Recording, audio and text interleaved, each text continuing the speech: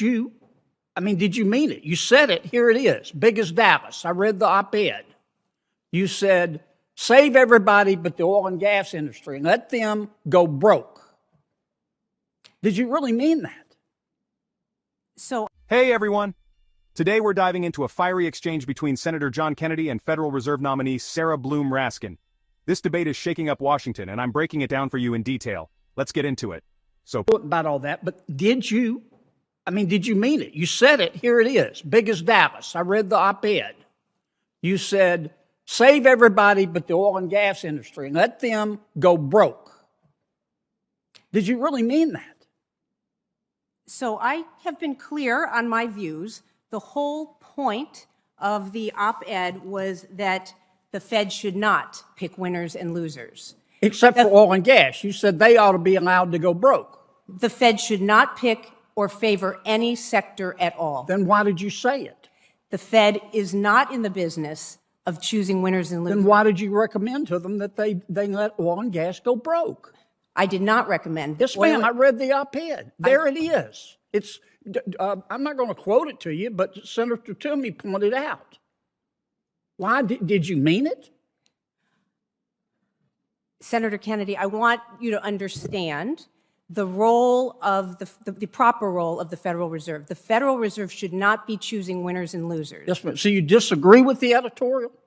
The editorial was one that I wrote, and I wrote it in the context of the Federal Reserve's emergency lending facilities. This was a special program set up by the CARES Act, by the Congress, that appropriated taxpayer money. This was an issue quite unlike the issue of supervision. And you said don't give the money to oil and gas. Let them go broke, because in my opinion, they're bad for the environment. Didn't you? I want you to understand the context for that article. That article had to do with did not have to do with supervision and regulation. Dr. Raskin, you said it. You ought to own it. Okay, you ought to own it. Sorry? You said it. You ought to own what you said. I'd respect you more if you did. Let me move on to this business of allocating capital. Now, look, this is America. You can believe what you want, and I mean that. But I don't agree with your mission to politicize the Federal Reserve. I don't believe the Federal Reserve should be politicized either. Well, then why did you say it? Why did you say in this June 2020 piece, quote, federal regulatory bodies should allocate capital?